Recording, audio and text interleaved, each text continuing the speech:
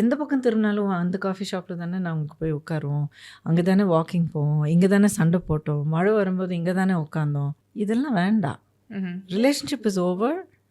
Take it as a beautiful memory. நல்லது கெட்டது எல்லாமே அந்த ஒரு பெயிண்டிங் வரைஞ்ச மாதிரி வரைஞ்சி எடுத்து ஓரங்காட்டிடுங்க.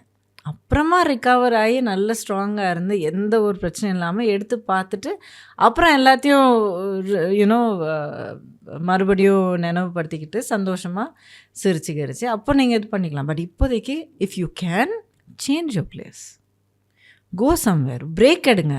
ஜாப் வந்து ட்ரான்ஸ்ஃபர் எடுக்க முடிஞ்சா எடுங்க. ஸோ அந்த மாதிரி ஒரு மாற்றம் வந்து நம்மளுடைய ஃபிசிக்கல் சுச்சுவேஷனில் நம்ம என்வாயன்மெண்ட்டில் நம்மளால் ஒரு மாற்றத்தை அந்த மாதிரி கொண்டு வர முடிஞ்சால் மைண்டு மாறும்.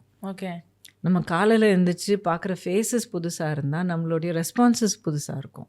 Okay. So it's like starting again a new phase. Lovely lovely.